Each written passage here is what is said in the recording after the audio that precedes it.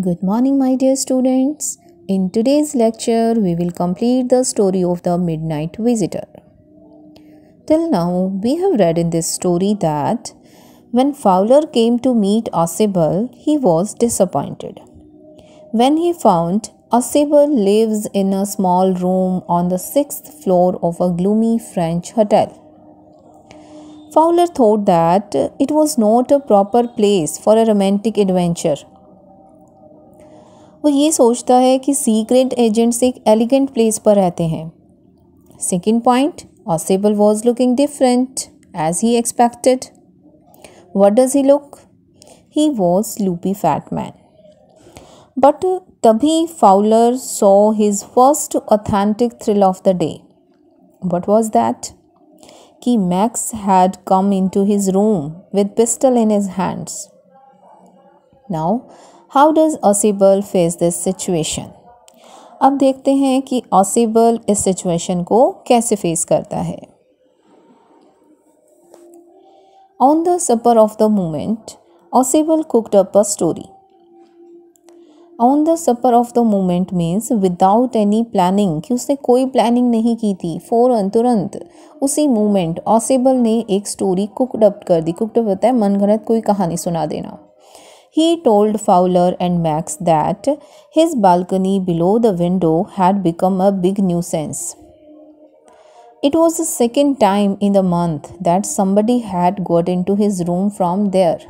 कि वो क्या बताता है कि विंडो के नीचे एक बालकनी है और वो एक बड़ी प्रॉब्लम उनके लिए बन चुकी है क्योंकि उस मंथ में सेकेंड टाइम ऐसा हुआ है कि कोई उस बालकनी के थ्रू उसके रूम में एंटर कर गया. Max showed his ignorance about the balcony and told that he entered through a pass key. अब मैक्स उसे क्या कहता है कि उसने बालकनी के थ्रू एंटर नहीं किया है, उसने पास की से एंटर किया है. पास की होती है मास्टर की. Ausable told Max that the balcony actually belonged to the other apartment. It extended under his window. Ausable ने मैक्स को यह भी बताया कि बालकनी एक्चुअली दूसरे अपार्टमेंट से बिलोंग करती है और उसकी विंडो तक सिर्फ वहाँ पर फैली हुई है. Max was standing erect not far from Ausable. He was waving his pistol with a commanding gesture. अब मैक्स Ausable के बिल्कुल पास ही खड़ा था. इरेक्ट होता है अकड़ कर खड़े होना, और अपनी पिस्टल को वेव कर रहा था, हिला रहा था, जैसे कि पिस्टल को उसके ऊपर पॉइंट करके खड़ा था. Soon he heard a knocking at the door. Ausable cooked up another story at once. He told Max that it should be the police. अब जैसा कि 3 men were waiting for the report to arrive, कि तीनों ही man wait कर रहे थे कि report आने वाली है.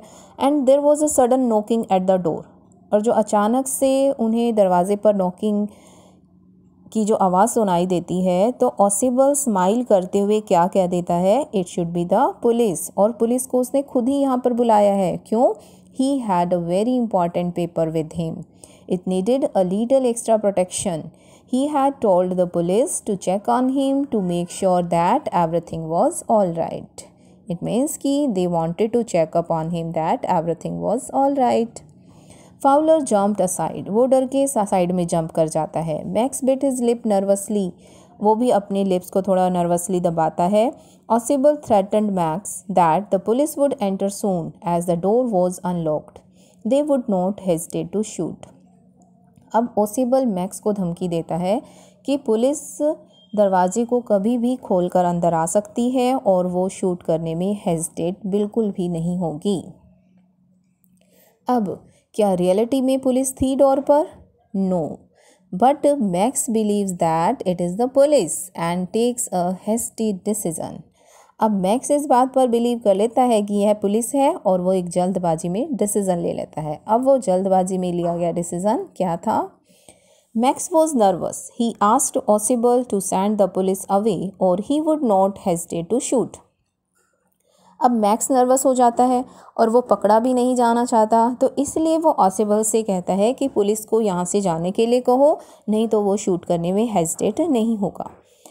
The knocking at the door became louder. Max kept his body twisted and pointed his gun at Ausable and Fowler. He put another leg over the windowsill. Then, in desperation, he jumped out. अब max ने अपनी body को twist किया, gun उसने Ausable और Fowler के ऊपर लगाई हुई है, पॉइंटेड की हुई है, और अपनी दूसरी लैग से वो विंडो सिल के ऊपर रखते हुए क्या करता है, ही जंप्ड आउट, जंप कर जाता है. It means he jumped through the window to the balcony to save himself. क्या वो अपने आप को बचा पाता है?